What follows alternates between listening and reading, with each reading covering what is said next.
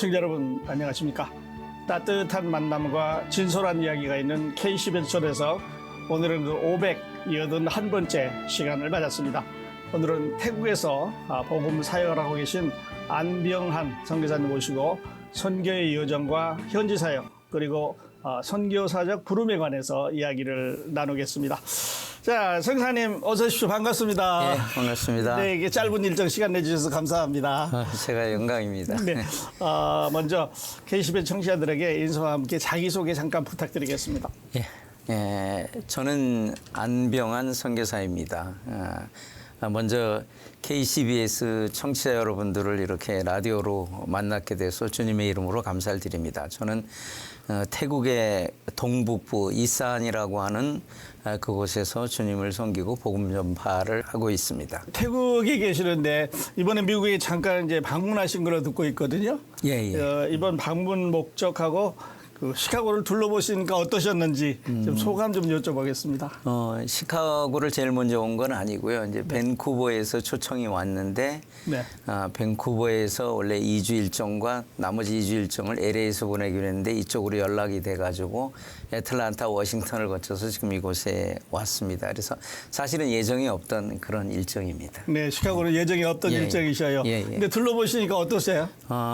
어제 며칠 전에 이제 무디 신학교하고 오늘은 이제 그 빌리 그레암 그 기념관을 이렇게 좀 갔다 왔습니다. 근데 복음이 이렇게 시작된 곳으로 크게 번성됐던 곳으로 이렇게 제가 알고 있는데 역시 그것에 맞게 됐지만 지금은 좀 정확히 어떤지는 잘 모르겠습니다. 네. 그래요. 그 복음을 활발하게 전했던 중심지 중에 하나가 이제 시카고가 아닌가 싶은데 자, 이번에는 그 신앙적인 확신과 그 하나님의 부르심에 관한 이야기를 들어보겠는데요. 복음을 전하는 사역자의 가장 중요한 것은 죄사함의 확신이라고 생각이 됩니다. 이런 확신이 없이 이제 선교지에 나가면 사실 이제 어려움도 겪을 수가 있게 되는데요. 선교사님 그 확신이 언제 분명하게 정해졌는지 구체적으로 설명을 해주시면 우리 청취자들에게 도움이 될 것 같아요. 예, 저는 이제 그 복음을 처음 접한 거는 1980년도였습니다. 네. 이때 아마 대학교 처음 그때쯤으로 기억을 합니다. 근데 그때는 구원받지 못하고 이제 학교를 다니다가 학교를 마치고 군대를 갔다 와서 1987년도 4월 1일 날 그 요한복음 1장 29절을 통해서 예수님이 저의 모든 죄를 다 지시고 돌아가신 것을 분명히 알고 분명히 믿게 되는 그런 사실이 있었습니다. 네, 그러니까 1987년 4월 1일에 이제 구원의 확신을 받으셨어요. 근데 그 요한복음 1장 29절이 보라 세상 죄를 지고 가는 하나님의 어린 양이로다 이런 말씀들이 기억이 되는데 그 말씀하고 우리 선교사님하고 연관이 되던가요? 어떠셨어요? 저는 이제 그 80년에 누가 이렇게 선물로 휴거라는 그 책을 주었어요. 그리고 제가 영화도 이렇게 본 기억이 있거든요. 그때 굉장히 제가 고통 가운데 있었어요. 왜냐하면 그 진로라든가 여러 가지 그 어려움들이 있었어요. 그러함에도 불구하고 저는 사실 굉장히 선하게 살아왔다고 생각했던 그런 사람이었어요. 고등학교 졸업할 때까지 그 세상에 거의 물 안 들이고 공부만 하는 그런 사람이었거든요. 근데 그럼에도 불구하고 제가 성경을 그 집회에 참석하면서 느낀 것이 성경이 사실이고 성경이 사실이라면 우리가 분명히 죄인이고 하나님 앞에 그 도저히 용서받을 수 없는 죄인이라는 걸 알게 됐어요. 그거로 고통받고 있다. 요한복음 1장 29절을 통해서 보라 세상 죄를 지고 가는 하나님의 어린 양이다라고 하는 이 말씀에 저의 죄까지 주님이 지고 가신 것을 확신하고 그때 예수님을 구주로 영접했습니다. 영접하셨어요. 그리고 이제 그 요한복음 말씀에 의하면 거듭나는 체험을 하신 거예요? 그렇죠. 네, 그러셨고요. 그리고 이제 선교는 단순한 열정이 아니라 분명한 부르심의 분별이 있어야 된다고 생각이 됩니다. 선생님께서는 하나님의 부르심, 선교사로서의 부르심을 어떻게 구별하셨어요? 저는 이제 그 선교지를 이렇게 처음 접하게 된 건 95년에서 6년쯤이 될 것 같습니다. 열린문 선교후원회라고 하는 곳에서 태국에 가서 잠깐 도울 일이 있다고 단기적으로 그런 걸 후원회장님이 요청을 저한테 하셨어요. 그래서 그곳에 가서 그 일들을 다 마무리하고 돌아왔을 때 네. 돌아오기 전에 그곳에 이제 이따도 다시 또 말씀을 드리겠지만 그렇게 돌아오는데 여기서 같이 한번 섬기자 하는 그런 현지 장로님의 말씀이 있으셨어요. 근데 흔히 얘기하는 게 기도해 보겠다라고 얘기하고 기도를 안 했어요. 네. 근데 3개월 후에 전화가 와서 기도해 보니까 어떻냐 우리가 기도하고 있다 이런 얘기를 듣고 제가 정말 하나님 앞에 기도하지 않은 그런 것을 이렇게 어렵게 했구나 하는 생각이 들어서 기도하다가 이사야 58장 12절 말씀으로 네. 주님이 저를 태국으로 부르신 것을 확실하게 했습니다. 그 말씀은 이렇습니다. 내게서 날짜들이 오래 황폐된 곳을 다시 세울 것이며 너는 역대에 파괴된 기초를 쌓으리니 너를 일컬어 무너진 데를 수보하는 자라 할 것이며 길을 수축하여 거할 곳이 되게 하는 자라. 그래서 주님이 저를 부르셨고 그곳에서 이제 가서 사역을 하기로 이렇게 결정이 되었습니다. 네. 그래서 그 말씀을 통해서 내가 태국으로 가는 것이 확실하다고 하는 그 부르심을 확신을 갖게 되셨어요. 예, 예. 네. 그래서 1987년에 이제 주님을 영접하셨고 그리고 1997년에 예, 예. 이제 태국으로 이제 가시게 되는 거예요. 예, 예, 예. 네, 그런데 영사님이 지구상에는 그 195개 나라가 있더라고요.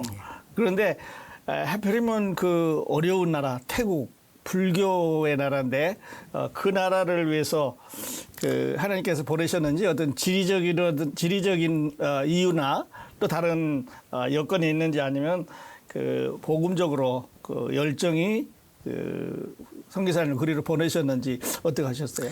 뭐 사실 성경에 태국이라는 나라가 없기 때문에 네. 성경에 정확히 그곳으로 가라고 하는 명시는 없습니다. 네. 다만 대부분 이렇게 보면 제가 지역에도 이제 한인 선교사님들이 많이 있어서 저도 거기에 가입해 있는데 네.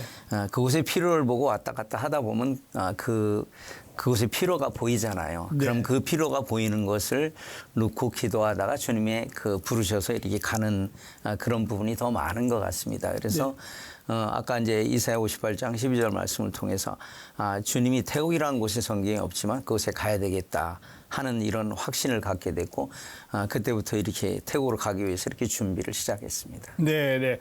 그러면 그때가 결혼하시기 전인가요, 후인가요? 결혼을 하고 아이가 하나 있는 있을 그런 때, 상태입니다. 예. 네. 그때 이제 아내 되시는 우리 사모님은 허락을 하셨어요? 어떠셨어요? 동의가 있어야 되는데. 우리 아내는 허락을 안 했습니다. 네. 왜냐하면 한 번도 외국을 나가본 적이 없었고 네. 갑자기 그 말씀을 받아서 그렇게 가겠다고 하는 것에 대한 두려움도 있었어요. 그렇지. 그래서 이제 저희가 마지막으로 어떻게 결정을 했냐면 주님이 저희가 살고 있는 집을 팔리면 네. 그때 가는 곳으로 분별하자. 네. 그래서 이제 제가 아내한테 그 얘기를 했고 아내는 그 당시 저희가 성남에 살고 있었는데 네. 성남에 이 금광동이라고 아주 산꼭대기 동네였어요. 네. 그 동네였는데 그 집을 아파트가 많이 들어가면서 엄청나게 가격이 떨어졌습니다. 반값 가격이. 네. 근데 이제 우리 아내는 가기 싫어서 그걸 뭐라 했냐면 예전에 그 시세 받은 그대로 팔려야만 이 집을 내놓겠다. 네, 조건 하나 걸었어요. 예, 그렇게 했습니다. 근데 네. 하나님이 어떻게 하시냐면 제가 이제 수요일 날 가서 교회에 가서 저희가 기도 부탁을 했습니다. 성도님들에게. 자, 저희가 이렇게 해서 집이 나가면 가는 걸로 분별하겠습니다. 했더니 그날 기도 부탁한 날 저녁에 우리를 기다린 두 사람이 있었어요. 네. 그분들이 집을 사러 온 것이었어요. 네, 네. 그래서 이제 그분들이 계약금을 주고 가고 계약금 주고 간 것을 받아서 원래 가격으로 이제 받았으니까 오히려 저희가 방이 2개짜리였는데 3개짜리를 살 수 있는 금액이 생겨서 네. 그 다음날 아침에 저 몰래 이렇게 계약을 하러 가려고 그랬는데 주님이 허리를 아프게 해서 못 움직이게 됐어요. 못 움직여요. 그리고 이제 저희 아버님, 어머님이 그 당시에는 예수님을 믿은 분들이 아니었어요. 네. 그래서 이제 며느리를 데리고 병원에 가서 치료를 다 하고 그 의사 선생님하고 미리 짜셨어요. 네. 보내지 않는 걸로. 근데 그 의사 선생님이 크리스찬도 아닌데 다 진단을 해보고 나니까 자기가 일주일 전에 태국을 갔다 왔는데 며느님이 지금 아프신 그 병은 태국에 가면 날병입니다라고 이야기를 했어요. 그래서 저희 아내도 네. 하나님 앞에 이렇게 어떻게 방법이 없었어요. 그냥 순종하는 길 외에 다른 길이 없었습니다. 그래서 이제 태국을 선택하게 됐습니다. 네, 이제 부부가 마음에 합의가 되셨어요. 예. 예, 하나님 아프게 해주셔가지고 그 아픔을 통해서 마음을 이끌어내 주셨네요. 예. 네. 그래서 같이 이제 태국에서 동역하고 계시잖아요. 예, 예. 그 어떻게 보면 성교사님이 일하시는 그 대부분의 사역을 아내들의 도움이 없이는 안 되는 거 아니겠어요? 저는 85%가 85%. 사역자의 아내가 하는 일이라고 믿습니다. 네네. 보통 우리 성교사님이나 목회자들보다 퍼센테이지가 좀 높으신데 어떠세요? 시간이 조금 있는데 예. 우리 사모님에 대해 고맙다는 이야기 좀 하고 다음 질문 드리도록 하겠습니다. 저희가 결혼해서 주님을 약 40여 년 섬기면서 이사를 한 50번을 이상을 한 것 같아요. 그것도 네. 이제 국내가 아닌 제가 이곳이 아닌 필리핀 민다나오의 그 모슬림 지역에서도 사역을 잠깐 했어요. 그러셨군요. 네, 그때도 이렇게 40만 원을 들고 우리 세 가족이 들어가서 1년을 살고 나왔거든요. 네. 그다음에 어느 곳에서도 후원을 해준다는 약속 없이 들어갔었는데 주님은 정확히 시편 30편 8절 말씀을 통해서 내가 너희 갈 길을 가르쳐 보이고 주목하고 훈계하시고 너를 지키신다는 이 말씀을 그때 경험을 했어요. 네. 그 40만 원, 그 당시 지금 40만 원과 지금 40만 원이 가격 차는 있을지 모르지만 한 달 정도의 그 생활비였어요. 근데 네. 주님은 정확히 그곳에서 오히려 제가 복음을 전하는 필리핀 사람들이 저희를 돕고 하나님께서 그 까마귀를 통해서 먹이신다고 하는 걸 경험하면서 우리 아내가 그것을 잘 견뎌줬어요. 네. 정말 기적과 같이 아무도 돕지 않는데 저희를 굶게 하시지 않았거든요. 뭐 이런 일이 많이 있었어요. 그래서 네. 특별히 제가 고마운 건 어느 날 손님이 오기로 돼 있는데 돈이 하나도 없었어요. 근데 그날 제가 올차비가 없어가지고 그게 700원 정도 됩니다. 한국 돈으로. 네. 없어가지고 제가 오늘 그 올차비가 없으니까 안 가는 게 좋지 않겠냐 이렇게 얘기했어요. 그랬더니 저를 위아래로 훑어보고 어쩌면 루터의 아내가 말했던 거 비슷한 말을 했어요. 당신 튼튼한 두 다리를 언제 쓰시려고 하느냐 그랬을 때 제가 아무 말을 못했어요. 네. 그리고 정확히 또 그곳을 갔다 오면서 현지인들이 저에게 한 번도 그런 걸 한 적이 없어요. 오히려 저희가 어려워도 그들을 도와야 되고 네. 그랬는데 그 분이 그거를 이렇게 700원을 저 돌아오는 데 주었어요. 그래서 저는 그곳에서 참 그 버스 안에서 회개를 했어요. 왜냐하면 돈이 아니라 하나님이 제가 그곳에 순종하고 가지 않았다면 하나님이 준비해 놓으신 걸 제가 받을 수가 없었다는 것 때문에 참 이런 어려움을 저희 아내가 한 40여 년간 이렇게 지켜줘서 네. 오늘날 우리가 지금 사역을 할 수 있는 길들이 네. 있었던 것 같아요. 다시 한번 아내한테 감사를 이렇게 이 방송을 들어서 전합니다. 네, 네. 방송 들으시면 뭉클하실 것 같아요. 네. 85%라고 말씀하시니까 저도 좀 많이 회개가 되고 갇히게 되는데 네, 오늘 가서 저도 한번 고백을 해야 될 것 같습니다. 자, 그리고 선생님 이제 선교지에서 이렇게 있다 보면 마음을 단단히 먹고 무장을 하고 가는데도 좀 이렇게 실망스러워서 돌아오고 싶은 생각들이 있다고 그래요. 뭐 어떤 분은 하나님 앞에 그 사표를 몇 장 써놓고 한 장도 제출을 못 하셨다 그러는데 성사님은 낙심한 적이 없으셨나요?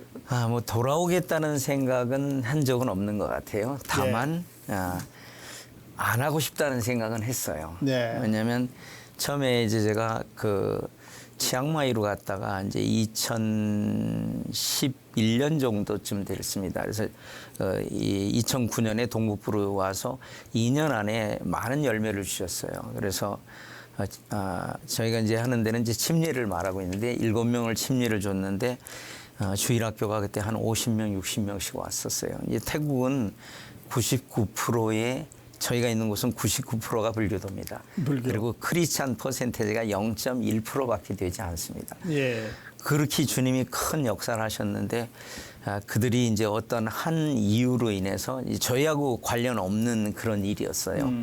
그 중에 한 자매가 한국으로 시집 갔는데 그 고부간의 갈등 뭐 이런 과정을 통해서 왜 이런 사람을 소개했느냐 또 태국에서는 또 왜 이런 사람을 소개했냐 그래서 성도들을 다 이끌고 나간 일이 있었습니다. 그때 네. 한 3개월 정도 식사도 거의 못 하고 그렇게 잠도 잘 못 자고 그때가 아마 가장 더 할 힘을 잃을 그럴 뻔했었어요. 근데 네. 주님께서 그 과정을 잘 이겨나가게 해주시고 네. 이제 다시 새롭게 시작해서 오늘까지 이렇게 있게 된 그런 사실들은 있었습니다. 네, 네. 위기는 있었어요, 성교사님에게도. 뭐 그 말고도 많이 있습니다. 네, 네. 다 말씀드리기는 어렵고요. 네, 네. 그럴 때마다 이제 하나님의 말씀이 다시 용기를 불어넣어주고 다시 예, 제자로 돌아가게 예. 해주셨습니다. 예, 예. 네, 그러셨군요. 자, 오늘 안성교사님의 신앙과 부르심의 이야기를 들으면서 선교의 길이 쉽지는 않지만 하나님의 인도하신 확실의 말씀의 힘이 얼마나 중요한지를 깨달을 수 있었습니다. 내일 2부에서는 태국 현지 사역과 복음의 확산 그리고 한국교회와 디아스포라 교회와의 협력 방안까지 자세히 여쭤보겠습니다. 성교사님 이렇게 나와주셔서 감사합니다. 예, 감사합니다. 함께해 주신 애청자 여러분 감사합니다. 저는 내일 다시 여러분 찾아뵙겠습니다. 안녕히 계십시오.